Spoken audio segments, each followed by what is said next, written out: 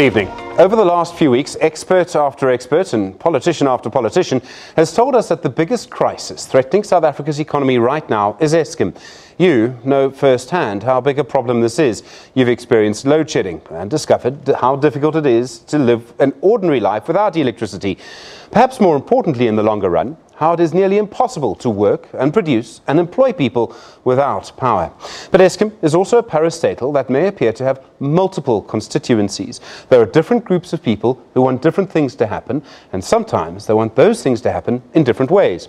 For example, President Cyril Ramaphosa has said he wants to break up Eskom into three parts. His Finance Minister Tito Mboweni appears to want the same thing to happen. But other groups who represent workers at Eskom, or just have different political ideologies, disagree with that. They also don't want any workers to lose their jobs. All of this has reached a point where Mboweni made an announcement about Eskom and state-owned entities in general yesterday. He appeared to say that life for parastatals, including Eskom, should actually change. But those who propose and those who oppose the breakup of Eskom appear to be very far apart. We thought we would invite people who hold different views on what should happen to Eskom to join you tonight to get a proper understanding of the issues. Joseph Montesetsi is the president of the National Union of Mineworkers, the NUM. His union represents workers at Eskom. It said Eskom should remain as it is and that workers should not be retrenched. Ted Blom is an expert on energy in Eskom who believes that drastic changes do need to be made. It's the views of these two people that you'll see tonight. I'd like to start when we look at what happened today in the National Assembly when the Minister of Public Enterprises, Pravin Gordhan, took to the podium and spoke about Eskom this afternoon. Firstly, we acknowledge that we have a challenge and a crisis as far as Eskom is concerned. Secondly, we have the beginnings of a solution in terms of restructuring Eskom into the three entities: generation, transmission and distribution. Thirdly, the President announced that the Minister of Finance will give further insights into what government can do in respect of the finances of Eskom.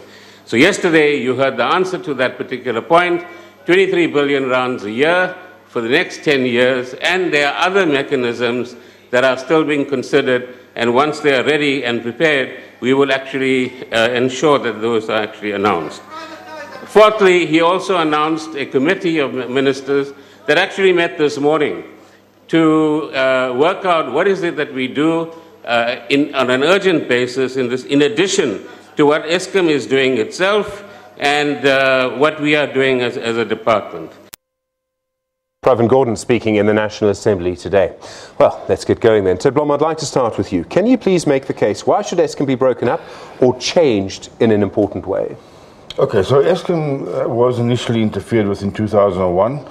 They transmuted it from a non-profit organization to a for-profit organization, and they had grand visions as to how Eskom was now going to deliver super services to a far greater population. That hasn't happened. We've had 18 years of that, and it's been one disaster after another. South Africans will know we've had three load shedding sessions over the years. There's been corruption, there's been nepotism, inefficiency, and just gross malaise. So in its current status, it cannot continue. The banks can't fund it, the government can't fund it. It can't fund itself like it used to prior to 2001 for more than 80 years. So something has to break. And I think if you start interfering with the structure of Eskom, you need to have an end goal in sight. If you're going to just tamper it cosmetically, it's not going to work. So what I think is, if we are going this route of unbundling Eskom, you need to actually go further and restructure the whole electricity supply industry. Because if you just unbundle or mess around with Eskom and still leave some of it in large chunks, you're just going to transfer one demon from one market sector to another, and it's going to kill us all. So you're saying if we don't change, we're literally probably going to run out of power? Yeah, and money. Do you believe it's possible to make the changes you're talking about without losing jobs? Absolutely, and I think that is a tricky issue. I know it's a sensitive issue, but I think one needs to look at it holistically. And I think it's up to the unions to negotiate the path, because they obviously don't want to be dropped off in the middle and left to sink. So if the transition goes through fully, and if my numbers are correct, which I've been projecting for a number of years now, more than 10 years, the price of electricity should return to its pre-corruption price of 40 cents a kilowatt hour.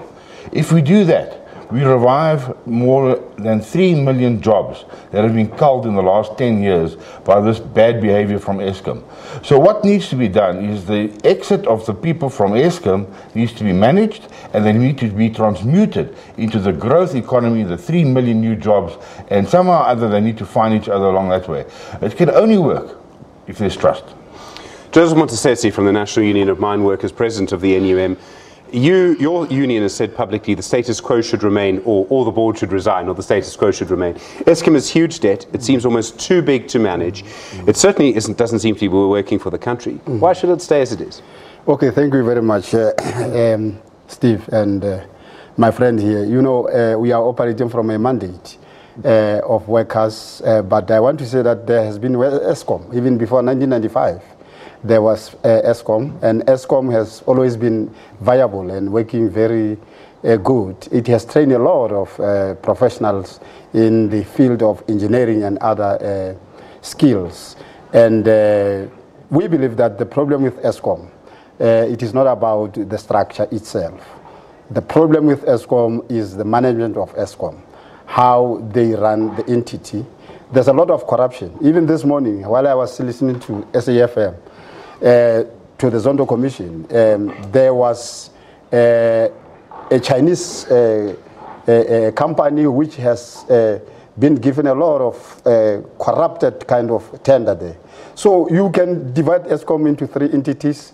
You leave this management like this. They are going to shower the money, even if investors will put money there. So what we think it will be important to be dealt with is for the president to establish a task force which include professionals in accountancy and also intelligence, to speed up investigation and arrest the people that are corrupt. And that will encourage investors to invest in the Eskom. Because even if you unbundle it, but you have this corrupt board and management, it's not going to make any difference. Okay, I mean, another task team. I mean, I can hear people already moaning that it'll sound immediately like another commission of inquiry. How would a task team help? We already have, we already have an advisory panel. We have a new board, well, not so new board. I know you don't particularly like the board. But, I mean, we have all of these things. Why would a task team help? Of course, the task team is a clear information from the office of the president that he declared a motion of no confidence to this incompetent board. Because, the board is appointed to come with plans of turning around the business so that it can make profit.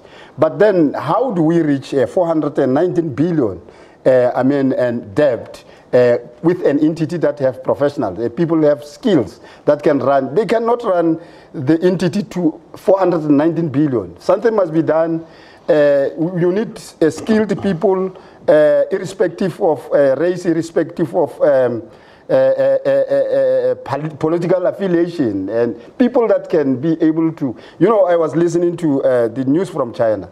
A minister who have stolen money from government has been sentenced to life in jail, and they have attached all assets. If we can have such tough measures from the government, I think, because people knew that even if they steal, they will just be, you will just say, no, they must go. But we're not China. And I mean, I understand the comparison, but we're not China in so many fundamental ways, and one of them is politically, because we're a free country. Yeah. So you might have a CEO, let me think of an example. You might have a CEO at Eskom, right, who then the minister, with great publicity, announces must leave. And then comes back to Eskom because of some disagreement over his pension. You know who I'm talking about. I'm talking about Brian Molefe. And he gets greeted by thousands of people who spontaneously come to Megawatt Park. You'll remember the photograph of him being greeted by these people. I mean, whether it was orchestrated or not, I don't know. The point I'm trying to make is that we have a political system in which people are allowed to organize. If you had to try and do that here, if you had to try and take on someone in Eskom here, as has happened in the past around Siyabonga Gama, for example, or Jacob Moroka before him, you would immediately have contestation, and so there would be a delay. It wouldn't actually be done. We can't compare ourselves in China. Okay, we can't compare us with China. I hear what you are saying, but why Prophet Bushiri now, his jet has been attached, and his cars and everything, and they are moving to freeze his accounts. If they want to take drastic measures, they took it. But then it is because of friendship and non-decisive to take action against the corrupt people. Somehow they took very drastic measures against Prophet Bushiri. I think that itself can be done to the corrupt officials. I mean, it has been clear from the Zondo Commission and from other commissions that the state assets, the state resources has been stolen. So people are not being arrested. Do you believe that someone is protecting Brian Molefe then? Well, Brian Molefe is one of the case in point. That Brian Molefe, let me say, as the National Union of Mineworkers, we are very much disappointed by our members when Molefe arrived at the NTT and was very much welcomed. But we know what was the reason, because he promised people, you know, that as he was there, everything will change, the bonuses will be there. After all, we go to work because we're working for money. So if a person come and say, no, you will get your bonuses and everything, workers will, you know, yeah. But how on earth a man who had worked only for 18 months, and then when he go out, he will be given 30 million as a shake hand. That's part of corruption that is taking place at Eskom. Ted Blom, you want to come in? Yes, certainly. If I can just concur with... no, we can't have you two agreeing on live TV. No. I think there's an important point.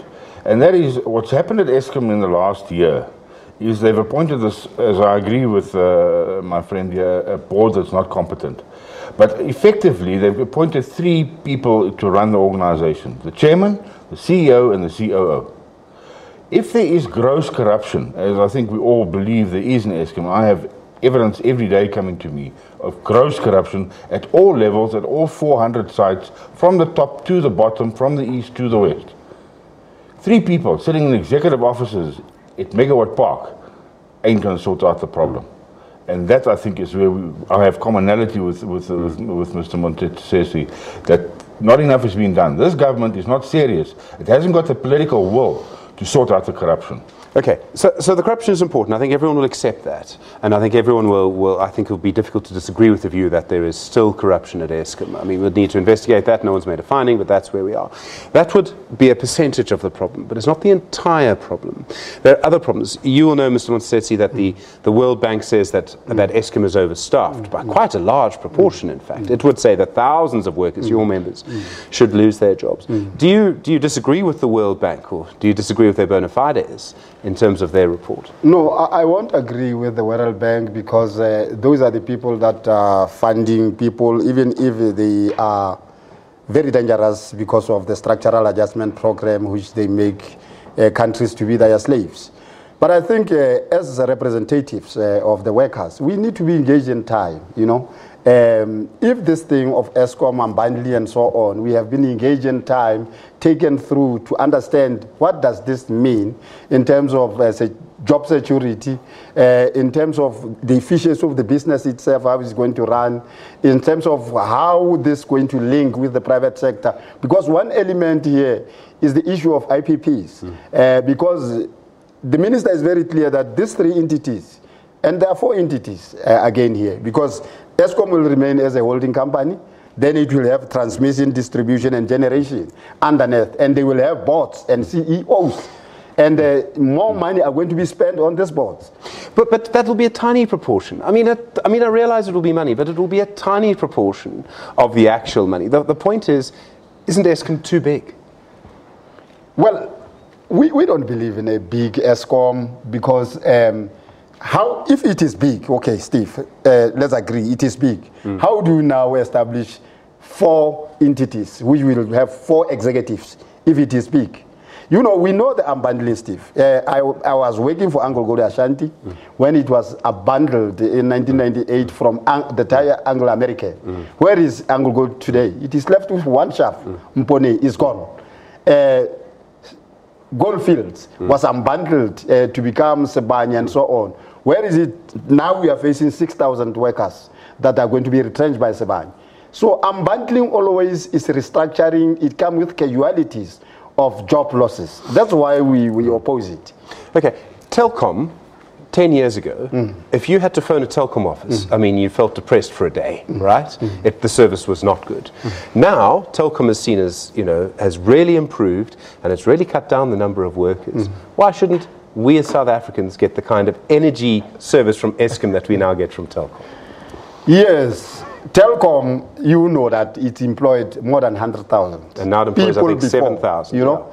Now it has 7,000. That's what we are avoiding. Because but look at the service. In a country whereby you have 28% of unemployed people, and you continue to share jobs. Like now, the budget speech from the minister, he's saying that people from 55 years, they should retire. So I think they are leading the country to poverty. Eskom need efficient management that can take it up. I think they have to study from other countries how the entities run and how the people are successful. Because even if you can break it, I mean, when your car, we have a problem with your car, then you say you will chop it into 3 pieces. I don't think that is a solution. Well, lots of people are just selling their cars and using a taxi service. To take your analogy further, Joseph Montessetsi is the president of the National Union of Mineworkers. Ted Blom is an energy expert. Our debate will continue in a few moments. Stay with us.